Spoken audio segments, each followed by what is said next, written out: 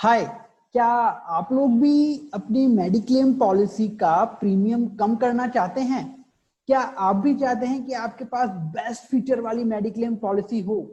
क्या आपको भी कई बार लगता है कि आपकी मेडिक्लेम पॉलिसी में आपको क्या-क्या बेनिफिट है वो सारे आपको पता ही नहीं है, या कुछ जो टर्म्स होती हैं वो आपको समझ ही नहीं आ रही हैं? तो ये सब बातें जानने के लिए आज के हमारे वीडियो में बने रहिए। मेरा नाम अंकित है, पेशे से पर्सनल फाइनेंस एडवाइजर हूं और हम आपके लिए इंश्योरेंस एंड इन्वेस्टमेंट से संबंधित जो सही जानकारी है वो मैं आपको प्रोवाइड कराता रहूंगा।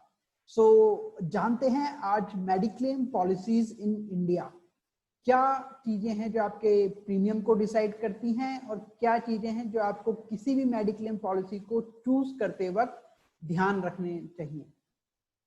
तो सबसे पहले फैक्टर्स जो आपके प्रीमियम को अफेक्ट करते हैं, सबसे पहले आता है सम इंश्योर्ड, बेसिक सम इंश्योर्ड, जितने लाख की आपकी पॉलिसी है। ये 3 लाख, 5 लाख, 10 लाख, 20 लाख कितना भी हो सकता है। एंड ऑब्वियसली जितना ज्यादा होगा उतना ज्यादा आपका प्रीमियम आएगा।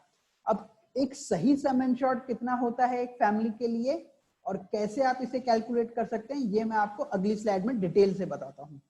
सेकेंड फैक्टर होता है एज ऑफ एल्डेस्ट मेंबर। जो अगर फैमिली फ्लोटर पॉलिसी है तो उसमें सबसे ज्यादा एज का जो मेंबर होगा ना, उसके हिसाब से प्रीमियम कैलकुलेट होगा। और इंडिविजुअल पॉलिसी में तो एज के हिसाब से है ही। तो ऐसी कंडीशंस जहां पे पेरेंट्स ले रहे हैं जिनकी एज 55, 60 या 65 है, तो उनको फैमिली फ्लोटर पॉलिसी नहीं लेनी चाहिए, उनको अपने ही एज ग्रुप की पॉलिसी लेनी चाहिए। और जो बच्चे होते हैं, बच्चों के लिए उनको अलग पॉलिसी दिलानी चाहिए। वैसे भी 25 साल से ज्यादा बड़े बच्चे को आप अपनी फैमिली फ्लोटर पॉलिसी में ऐड नहीं कर सकते हैं। Cities included. दोस्तों, दो तरह के जोन में मोस्टली डिवाइड किया है सभी इंश्योरेंस कंपनीज ने। एक तो होता है पैन इंडिया। पैन इंडिया में आपको पूरे इंडिया में कहीं भी आप ट्रीटमेंट करा सकते हो। इसमें दिल्ली, मुंबई, बेंगलोर, पुणे, हैदराबाद, दिल्ली एनसीआर, अहमदाबाद, इस तरह की सभी सिटीज जिनको कि मेट्रो सिटीज माना गया है और जहां पे हेल्थ केयर कॉस्ट काफी ज्यादा है, उनको भी इंक्लूड करते हैं। अब एक दूसरा जोन होता है जिसमें कि ये मेट्रो सिटीज को हटा दिया जाता है। ये जो टॉप सिटीज हैं, इनमें आपको मेडिक्लेम की फैसिलिटी नहीं मिलेगी, बट उसके अलावा आपको पूरे इंडिया में मेडिक्लेम की फैसिलिटी मिल जाएगी इस पॉलिसी में। तो उसमें क्या होता है कि जब आप इस तरीके से एक जोन बी चूज करते हैं, अगर आपको लगता है कि आप मेट्रो सिटी में जाके इलाज नहीं करवाएंगे, लाइक अगर आप जयपुर में रहते हैं या आप लखनऊ वगैरह में रहते हैं और आपको लगता है कि आप वहां पे आराम से अपना इलाज करा सकते हैं, तो आपको ये जोन पैन इंडिया वाला जोन लेने की जरूरत नहीं है। इससे आपका प्रीमियम काफी कम हो जाएगा, करीब करीब 5 to 10% का डिफरेंस आ जाता है प्रीमियम में अगर आप कम एरिया चूज करते हैं। ये पूरी तरह से आपके ऊपर है, आपको क्या लगता है क्या आपके लिए बेनिफिशियल है। राइडर। दोस्तों, बहुत तरह के राइडर्स मेडिक्लेम पॉलिसी में अवेलेबल होते हैं। अगर आपकी वो रिक्वायरमेंट है तो ही उस राइडर को लें, अदरवाइज उसका प्रीमियम देने का कोई बेनिफिट नहीं है। जैसे मैटरनिटी कवर, अगर आप कोई बेबी प्लान कर रहे हैं, इसके लिए वेटिंग पीरियड होता है 2 साल से लेके 4 साल, मोस्टली 4 साल होता है। राइडर ऐड करके आप उसको 2 साल तक कम कर सकते हो। पर अगर आपको लगता है कि आप फ्यूचर में बेबी प्लान नहीं करने वाले हैं तो इसका कोई जरूरत नहीं है। और ये देख के चलिए कि मैटरनिटी कवर 35,000 से लेके 50,000 तक का ही मिलता है मोस्टली पॉलिसीज में। तो इस अमाउंट के लिए आप वो एक्स्ट्रा प्रीमियम पे करना चाहते हैं या नहीं करना चाहते हैं। ओपीडी कवर, मोस्टली जितनी भी मेडिक्लेम पॉलिसीज हैं उनमें जो भी आपको ओपीडी कवर दिया जाता है, उतना प्रीमियम आपका बेसिकली इंक्रीज हो जाता है। अब भले ही वो 500 रुपए का ओपीडी कवर हो, 2000 का हो या 15,000 का हो, तो आप कैलकुलेट करिए। अगर आपको पॉलिसी का कोई स्पेसिफिक बेनिफिट मिल रहा है उस पॉलिसी को लेने में ओपीडी कवर के अलावा, जो कि बिना ओपीडी कवर वाली पॉलिसी में आपको नहीं मिल रहा है, तो ही आप ओपीडी कवर वाली पॉलिसी लें। अदरवाइज ओपीडी कवर वाली पॉलिसीज को आप डिनाई करें। ये आपको बिल्कुल भी एक्स्ट्रा बेनिफिट नहीं होता है। जितना ओपीडी कवर मिलता है उतना आप प्रीमियम पे कर देते हो। एग्जिस्टिंग डिजीज, एग्जिस्टिंग डिजीज अगर कोई है और उसके लिए आपको राइडर लगा के कुछ कवरेज मिल रहा है तो वो आपको लेना चाहिए, क्योंकि वो आपको अच्छा कवरेज देगा। Health reward points. दोस्तों, इसमें क्या होता है ना, हर कंपनी का अलग अलग होता है। जैसे 2 एग्जांपल देता हूं। एक कंपनी है, उसमें जैसे ही आपने पॉलिसी ली ना, वैसे ही वो आप लोगों को एक ऐप डाउनलोड करने को कहेंगे, और वो ऐप जो है वो आपके स्टेप्स को काउंट करती है। अगर आप डेली 5000 स्टेप्स चल रहे हैं या डेली 10,000 स्टेप्स चल रहे हैं, तो उसके अकॉर्डिंग वो आपको 4 से लेके 8% तक का प्रीमियम में डिस्काउंट देते हैं अगले साल। एक दूसरी कंपनी है, वो क्या करते हैं कि जैसे ही आपने पॉलिसी ली, वो आपका आपसे एक फॉर्म वगैरह भरवाते हैं ऑनलाइन। उसके अकॉर्डिंग आपकी जो नीड होती है, जैसे अगर आपको एक्सरसाइज की जरूरत है, या आपको न्यूट्रिशन की जरूरत है, या आपको साइकोलॉजिकली हेल्प की जरूरत है, तो वो आपको एक काउंसलर अपॉइंट करते हैं, जो आपको हर महीने कॉल करेगा और आपको गाइडेंस देगा। और आप अगर वो गाइडेंस को फॉलो करते हैं और आपकी हेल्थ मेंटेन रहती है, तो आपको प्रीमियम में अच्छा खासा डिस्काउंट मिलता है, वो भी करीब 7-8% तक का होता है। तो किसी भी पॉलिसी को लेते टाइम या कंपेयर करते टाइम चेक करें कि हेल्थ रिवॉर्ड पॉइंट्स कैसे वो दे रहे हैं और आपके लिए क्या प्रैक्टिकल सिनेरियो है। हेल्थ रिवॉर्ड पॉइंट से आप बहुत अच्छे तरीके से अपना प्रीमियम कम कर सकते हैं। नेक्स्ट बात करते हैं हम सम इंश्योर्ड की। सम इंश्योर्ड कितना होना चाहिए? दोस्तों, इसके लिए कुछ फैक्टर हैं जो डिसाइड करते हैं। सबसे पहली बात, सम इंश्योर्ड के लिए कहते हैं कि जितना ज्यादा हो उतना अच्छा है। और बेसिकली एक ऑर्गन ट्रांसप्लांट में जितना खर्चा आता है ना, उतना सम इंश्योर्ड आदमी का होना चाहिए। एक कैंसर ट्रीटमेंट में जितना खर्चा आता है ना, उतना सम इंश्योर्ड एक आदमी के पास होना चाहिए, एक फैमिली के पास होना चाहिए। क्योंकि शुरू के 2-5 लाख रुपए देने में आप गरीब नहीं होते, पर वो जो उसके बाद वाला अगर 10-15 लाख रुपए आपको जो देना पड़ता है ना, उसके बाद जब हेल्थ केयर की कॉस्ट ऐड होती है, वो आपको एक बहुत बड़ा डेंट देके जाती है, और उस खड्डे को भरना बहुत मुश्किल होता है। तो एक कुछ अच्छे फीचर्स आजकल मेडिक्लेम पॉलिसीज दे रही हैं, जिनके बारे में मोस्टली आम आदमी को पता नहीं होता है, तो उसको थोड़ा सा डिटेल में समझाता हूं। One is restoration benefit. Restoration क्या होता है? इसका कॉन्सेप्ट है, जैसे मान लीजिए कि एक फैमिली है, उसके पास 5 लाख रुपए का मेडिकल कवर है, और किसी एपिसोड में हॉस्पिटलाइजेशन में पूरा का पूरा 5 लाख कंज्यूम हो गया। तो अब पूरे साल क्या वो फैमिली बिना हेल्थ कवर के रहेगी? नहीं। कंपनियां क्या करती हैं, आपको 5 लाख रुपए का एडिशनल कवर दे देती हैं। उसी पॉलिसी में आपके 5 लाख रुपए वापस से भरा हुआ जाते हैं, और किसी दूसरे क्लेम के लिए आपको वापस से पूरा 5 लाख का कवर मिल रहा है। ये कितने भी सम इंश्योर्ड पे हो सकता है, जितना भी आपका सम इंश्योर्ड है उसका equal amount of some insured उसमें रिस्टोर होता है। अब इसमें कुछ क्लॉज होते हैं दोस्तों। जैसे एक कंपनी है, वो मल्टीपल रेस्टोरेशन देती है, यानी जितनी बार भी आपका सम इंश्योर्ड पूरा कंज्यूम हो जाएगा, उतनी बार हम भर देंगे। यानी कि अगर 5 लाख रुपए फादर पे कंज्यूम हो गए हैं, तो मदर को भी 5 लाख का कवर है उसी साल, दोनों बच्चों को भी 5-5 लाख का कवर है।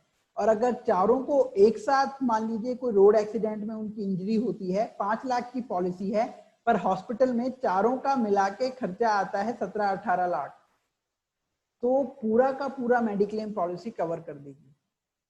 अब दूसरी कंपनी का क्या है, पर इसमें क्या है, इसमें same person same disease cover नहीं होती है। यानी कि मान लीजिए कोई आदमी कार्डियक प्रॉब्लम की वजह से एडमिट होता है साल में एक बार, उसके ऊपर कुछ कंज्यूम हो गया 2, 3, 4, 5 लाख, तो अगर वो दोबारा एडमिट हो रहा है उसी साल में उसी प्रॉब्लम को लेके, तो वो रेस्टोरेशन का बेनिफिट इसमें काम नहीं करेगा। सिंगल पर्सन सिंगल डिजीज को रेस्टोरेशन नहीं, सेम पर्सन सेम डिजीज को रेस्टोरेशन का बेनिफिट नहीं मिलता है।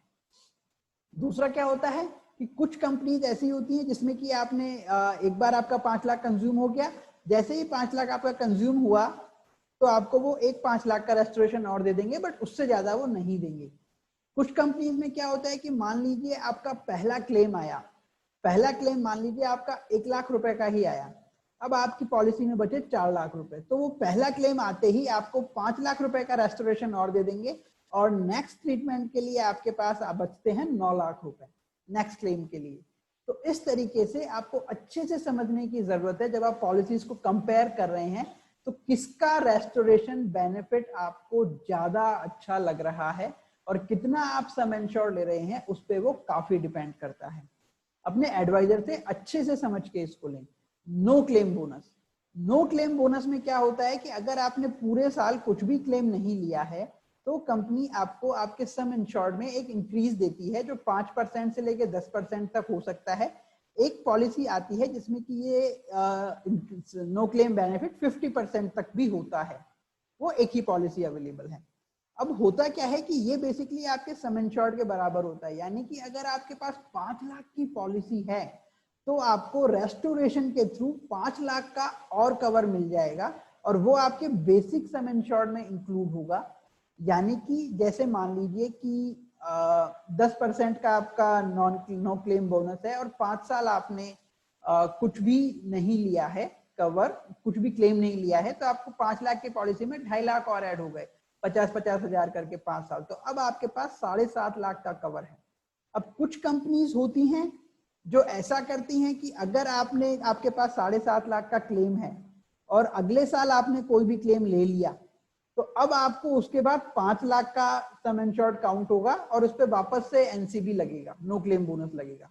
और कुछ कंपनीज में क्या होता है कि एक बार आप 7.5 तक पहुंच गए तो और आपने अगले साल क्लेम ले लिया तो इस साल का नो क्लेम बोनस आपको नहीं मिलेगा, पर वो 7.5 लाख के ऊपर से ही आगे से वो पॉलिसी काउंट होगी। तो ये चीज बहुत अच्छे से समझने की होती है कि जो पॉलिसी आपके पास है उसमें एक्चुअल में नो क्लेम बेनिफिट के क्या फायदे हैं। कैपिंग, दोस्तों कैपिंग होता है रूम रेंट पे, आईसीयू रेंट पे, एम्बुलेंस पे। तो अगर आपको बिना कैपिंग की कोई पॉलिसी मिल रही है ना तो वो आपके लिए लेना बहुत बेनिफिशियल है, बहुत ज्यादा। अब आता है टॉपअप।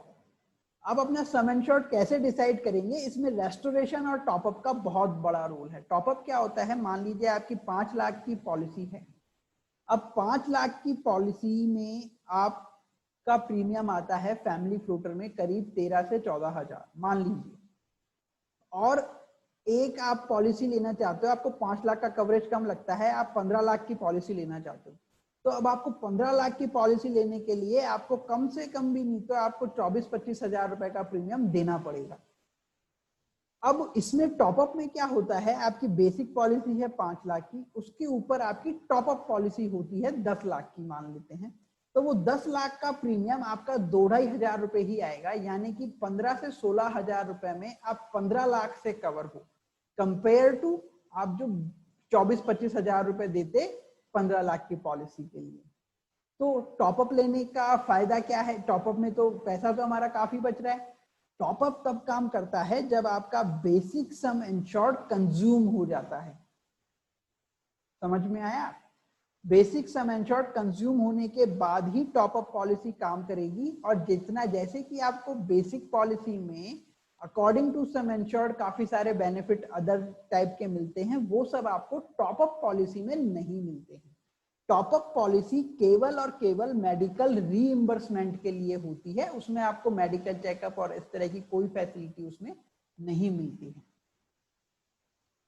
तो दोस्तों रेस्टोरेशन आपको मिल रहा है तो हो सकता है कि आपको 3 लाख की पॉलिसी भी सफिशिएंट हो, अगर आपको लगता है कि सिंगल एपिसोड में 3 लाख से ऊपर का क्लेम नहीं आएगा। इन सब चीजों में ध्यान रखिए, ये जो लिमिट है ना ये सिंगल क्लेम के लिए है, एक बार हॉस्पिटलाइजेशन होने पर 5 लाख से ऊपर का आपको नहीं मिलेगा अगर रेस्टोरेशन बेनिफिट भी है तो, किसी पॉलिसी में मिल रहा है अगर सेकेंड एपिसोड है।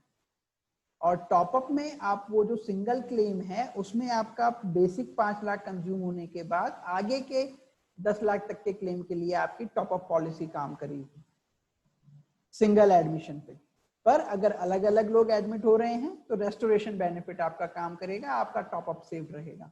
थोड़ा सा ट्रिकी है, तो ये आप पर्सनली 1-to-1 कम्युनिकेशन में अच्छे से समझ सकते हैं, पर ये चीज बहुत अच्छे से ध्यान रखने लायक है, आपको अच्छे से अपने एडवाइजर से समझनी चाहिए जब आप इस पॉलिसी किसी भी हेल्थ पॉलिसी को ले रहे हैं।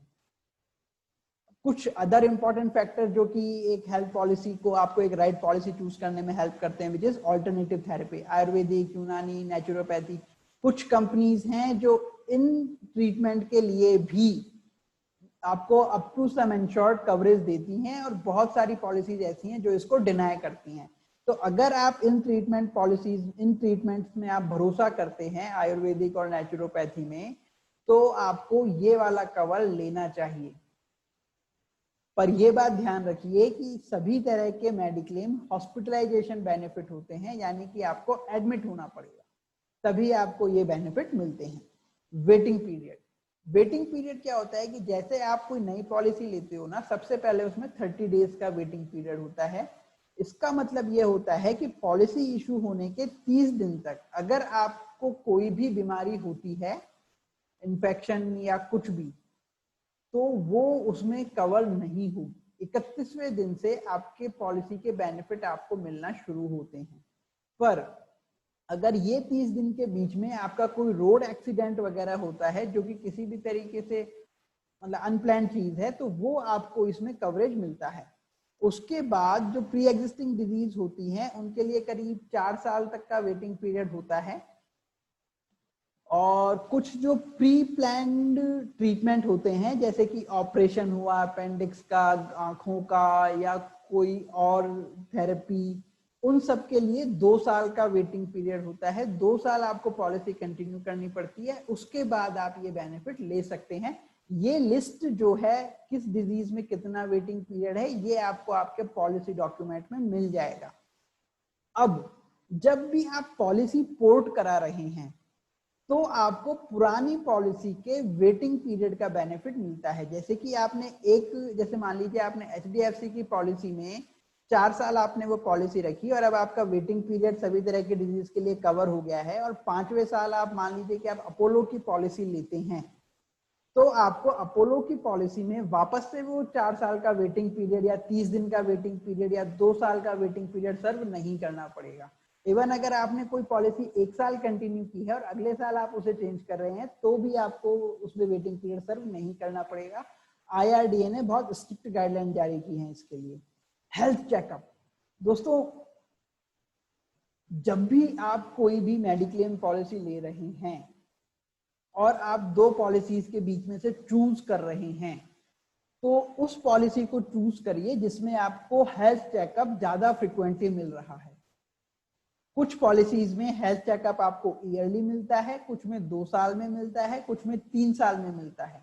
अगर प्रीमियम का डिफरेंस ज्यादा नहीं है तो वो पॉलिसी लें जिसमें हर साल चेकअप हो रहा है, ये आपके लिए बहुत अच्छा है। प्री एंड पोस्ट हॉस्पिटलाइजेशन, दोस्तों इसमें हर कंपनी का लगभग अलग क्लॉज होता है। कुछ कंपनियां pre hospitalisation 30 days, post hospitalisation 60 days, pre hospitalisation 30 days, post hospitalisation 90 days, pre hospitalisation 60 days, post hospitalisation 120 days. इस तरीके से आपको कवरेज प्रोवाइड करती हैं। यानी कि अगर मान लीजिए किसी बीमारी की वजह से आप हॉस्पिटल में एडमिट हुए, तो एडमिट होने से 60 दिन पहले तक आपने ओपीडी में जो भी खर्चा किया है, जो भी आपने टेस्ट कराए हैं या जो भी आपने फीस वगैरह दी है या दवाइयां ली हैं, और बाद में भी अगर आपने कुछ जो ट्रीटमेंट लिया है उसका पूरा खर्चा आप रीइंबर्स करवा सकते हैं कंपनी से। ये कैशलेस नहीं होता है, इसके लिए आपको बिल सबमिट करना पड़ता है कंपनी में, और आपके पास सम इंश्योर्ड होना चाहिए उसके लिए। तो जितना ज्यादा ये कवरेज मिल रहा है उतना ज्यादा अच्छा है हमारे लिए। कैपिंग, दोस्तों कैपिंग नहीं होनी चाहिए किसी भी चीज पे। कोशिश करें कि जो भी आप पॉलिसी ले रहे हैं उसमें कैपिंग नहीं हो। रूम रेंट पे कैपिंग नहीं हो, आईसीयू रेंट पे कैपिंग नहीं हो। ऑर्गन डोनर, कई बार क्या कुछ पॉलिसीज में क्या होता है, जो ऑर्गन डोनर होता है, जो ऑर्गन दे रहा है, उसके हेल्थ एक्सपेंसेस को एक लिमिट तक ही कवर किया जाता है, जबकि कुछ पॉलिसीज में ऑर्गन डोनर के एक्सपेंसेस को अप टू सम इंश्योर्ड तक कवर किया जाता है। तो आपको वही पॉलिसी लेनी चाहिए जिसमें ऑर्गन डोनर के लिए भी पूरा का पूरा कवरेज मिल रहा है, क्योंकि उसका खर्चा भी आप ही को उठाना है। एंड कंज्यूमेबल्स इन बिलिंग, दोस्तों हॉस्पिटल में जब भी कोई ट्रीटमेंट होता है तो उसमें बहुत सारे कंज्यूमेबल्स यूज होते हैं, जैसे कि ग्लव्स होता है, सैनिटाइजर होता है, आजकल तो पीपीई किट वगैरह होती हैं, टिश्यूज वगैरह होते हैं, कुछ ड्रेसिंग टाइप चीजें होती हैं। तो उन चीजों को मेडिक्लेम पॉलिसीज रीइंबर्स नहीं करती हैं। इसलिए जब आप एडमिट होते हैं तो कुछ 1,000 का खर्चा होता है, 2, 5, 10 हजार का, जो हॉस्पिटल टीपीए कहता है कि ये हमारा अप्रूव नहीं हुआ है, ये आपको देना है। कंज्यूमेबल्स के एक्सपेंसेस को मेडिक्लेम पॉलिसीज कवर नहीं करती हैं। और अभी ये जो कोरोना का समय चल रहा है, इस टाइम पे तो जो कंज्यूमेबल्स होते हैं वो करीब करीब 30% ऑफ योर बिल हो सकते हैं। तो ये चीज एक ध्यान रखने वाली बात है। इसके लिए भी ऑप्शंस अवेलेबल हैं जो मैं आपको बताऊंगा बाद। सो एक चीज मैं हमेशा कहता हूं दोस्तों, if you are waiting for the right time, it's now. अगर आपके पास कोई भी हेल्थ पॉलिसी नहीं है तो मैं सजेस्ट करूंगा कि आप इमीडिएटली एक हेल्थ कवर अपनी पूरी फैमिली के लिए लें। अगर आपके घर में एल्डर मेंबर हैं तो उनके लिए भी लें, कम से कम 1 साल के लिए तो ले ही, जो अभी समय चल रहा है। और आप अपनी पॉलिसी अगर आपके पास है, भले ही आप अपने कॉर्पोरेट के थ्रू कवर हो या आपने कोई मेडिक्लेम पॉलिसी ले रखी है या आप गवर्नमेंट एम्प्लॉय हैं और आपको कवरेज है, तो एक बार एनालिसिस करें इन पॉइंट्स पे जो मैंने आपके साथ शेयर किए हैं। क्या आप पूरी तरह से सिक्योर हैं? और अगर आप सिक्योर नहीं हैं तो आप एक एडिशनल कवर ले सकते हैं और आपको लेना चाहिए। तो दोस्तों, कुछ भी आपको इस सब जो मैंने शेयर किया है उसके बारे में कोई भी कंफ्यूजन हो, कोई भी एडवाइस आपको चाहिए हो, तो आप मेरे नंबर पे कॉल करके मुझसे कांटेक्ट कर सकते हैं। आप अपने एडवाइजर से कांटेक्ट कर सकते हैं। बट हेल्थ पॉलिसी को अच्छे से समझें। अपनी हेल्थ पॉलिसी के फीचर्स एंड बेनिफिट आपको पता होने चाहिए, जिससे कि at the time of admission and at the time of claim आप उन कुछ स्पेसिफिक चीजों का ध्यान रख पाएं। और जब आप अपनी पॉलिसी को किसी और पॉलिसी से कंपेयर कर रहे हैं तो आपको समझ में आना चाहिए कौन सा वाला बेनिफिट आपके काम का है, कौन सा वाला बेनिफिट आपके काम का नहीं है। और केवल अपनी जरूरत की चीजों को रख के और अपने जरूरत का सम इंश्योर्ड रख के जितना मिनिमम प्रीमियम आप पे कर सकते हैं वो आप पे करें, क्योंकि हर साल ये प्रीमियम इंक्रीज होना है। और कम से कम प्रीमियम में ज्यादा से ज्यादा आप लोगों को कवरेज मिले, यही हमारी इच्छा है और यही हमारी एडवाइस है। सो किसी भी तरह की दिक्कत के लिए, किसी भी तरह के कंफ्यूजन पे आप हमसे बात कर सकते हैं। मेरा नंबर है 9468847017। किसी भी जरूरत पे कांटेक्ट करें। Thank you, have a nice day.